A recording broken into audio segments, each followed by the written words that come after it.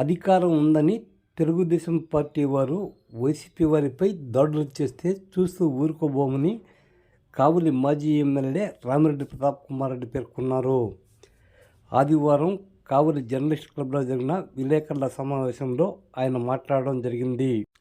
కావలిలో 123 ఎకరాలు ఆక్రమణకు గురైనట్లు ఆరోపణలు చేయడం కాదని వాటిని నిరూపించాలని ఆయన పేర్కొన్నారు.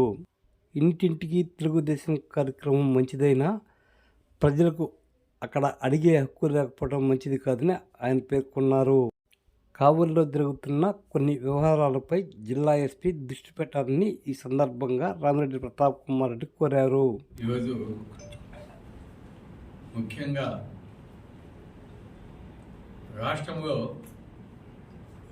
పాలన ఏ విధంగా ఉందో ప్రతి ఒక్కరు కూడా చూస్తూ ఉన్నారు. ఎక్కడ పట్టినా కూడా వైఎస్ఆర్ కాంగ్రెస్ పార్టీ నాయకుల మీద, కార్యకర్తల మీద కావాలని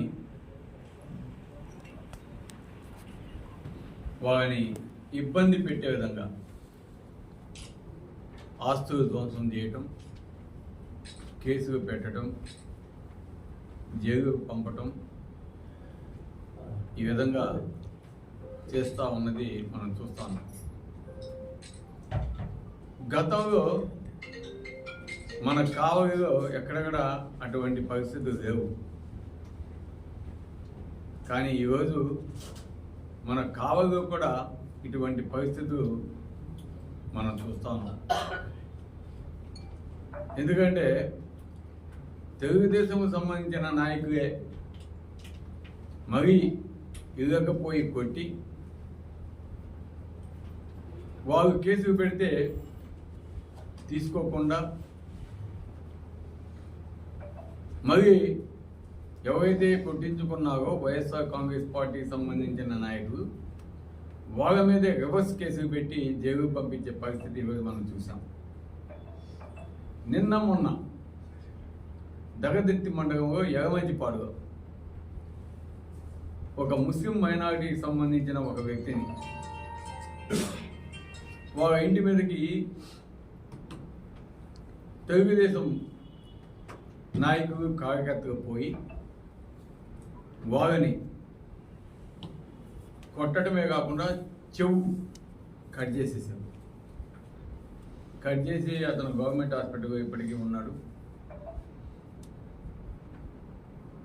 తిరిగి వాళ్ళు కంప్లైంట్ ఇస్తే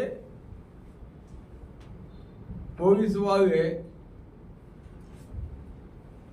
మీరు కూడా కుట్టారంట కదా, అతనికి కూడా దెబ్బలు ఉన్నాయంట కదా, హాస్పిటల్లో ఉన్నాడంట కదా, ఎందుకు కాంప్రమైజ్ చేసుకోరు అని దూరంగా పోలీసు వాళ్ళే మా వాళ్ళకి ఫోన్ చేసి ఈరోజు అడుగుతున్నారంటే వాళ్ళు ఏ విధంగా పనిచేస్తున్నారో ఒకసారి ప్రజలంతా కూడా ఆలోచించాలి. 123 ఎకరాలు తీయండి బాబు అని నేను కమిషనర్ కాడకు పోయాను, ఆర్డీఓ కాడకు పోయాను. ఆ ల్యాండ్ ఎక్కడుందో తీసి, ఒకవేళ మీ వల్ల కాకపోతే చెప్పండి, నేనే వస్తాను స్పాట్కి, అధికారులు కూడా వచ్చి ఐడెంటిఫై చేయండి, నేనే నిలబడతాను, ఫెన్సింగ్ వేయండి, ఫెన్సింగ్ వేసి ప్రభుత్వ భూమిని పెట్టి పేద ప్రజలకు ఇవ్వండి. అటువంటిది చేయకుండా 10 నెలలు అయితే సిగ్గు కాకుండా హాంపట్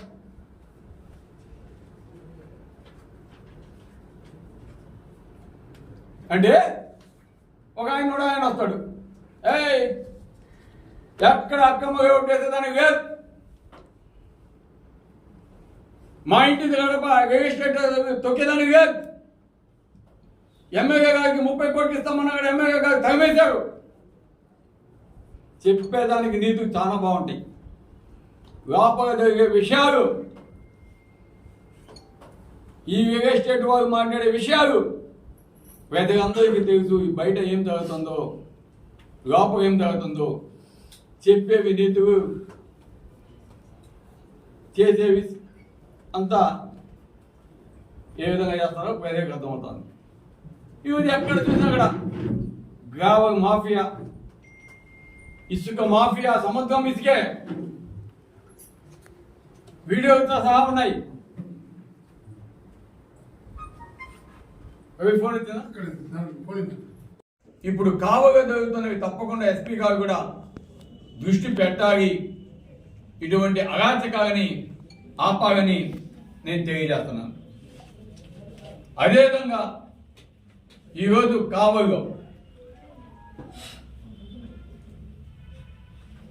గడప గడపకి ఎమ్మెల్యే కార్యక్రమం చాలా మంచిది, దాంట్లో నేనేం కాదన్ను. ఎందుకంటే మేము కూడా గతంలో గడప గడపకి ప్రోగ్రాం పెట్టాం. ప్రతి ఒక్క వార్డు కూడా దిగాం, ప్రతి ఒక్క ఇల్లు కూడా దిగాం. ఒక్కొక్క వార్డు 2 రోజులు 3 రోజులు కూడా దిగాం. వాళ్ళ సమస్యలన్నీ కూడా చెప్పారు. అప్పటికప్పుడు అధికారులు కూడా చేతనైనవన్నీ కూడా పరిష్కరించారు. అది ఆ విధంగా ప్రజలకు అందుబాటులో ఉండడం మంచిది. కానీ ఈరోజు గడప గడపకి ఎమ్మెల్యే గారి కార్యక్రమం ఏ విధంగా జరుగుతుందో మనం చూస్తాను.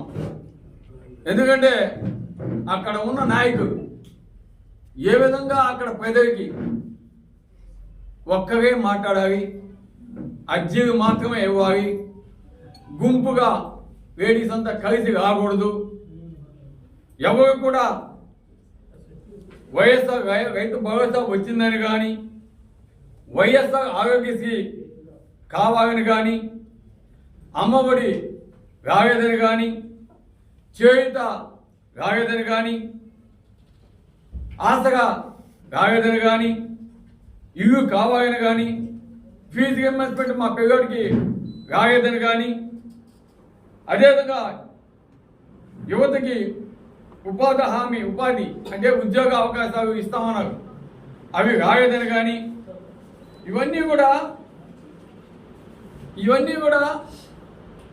అడగకూడదు. అదేవిధంగా సూపర్ 6 కూటమి ప్రభుత్వం ఇచ్చిన సూపర్ 6లో భాగమైన 20 లక్షల ఉపాధి అవకాశాలు లేదా నిరుద్యోగ వృత్తి 3,000 రూపాయలు కానీ, అదేవిధంగా రైతుకు ప్రతి ఏటా 20,000 రూపాయల ఆర్థిక సహాయం కానీ, ప్రతి మహిళకి 1,500 రూపాయలు నెలకి ఇస్తామని కానీ, స్కూల్కి వెళ్ళే విద్యార్థికి 15,000 రూపాయలు ప్రతి ఒక్క విద్యార్థికి, ఒక ఇంట్లో 5 మంది ఉంటే 5 మందికి 5-15 75,000 రూపాయలు కానీ, అదేవిధంగా ఉచిత బస్సు కానీ, సూపర్ 6 కానీ ఇవేమీ అడగకూడదంట. ఇవి అడగకుండా మీకు ఏదైనా సంబంధించి అటువంటివి ఏమైనా ఉంటే అర్జీ రూపంలో మాత్రమే ఇవ్వండి.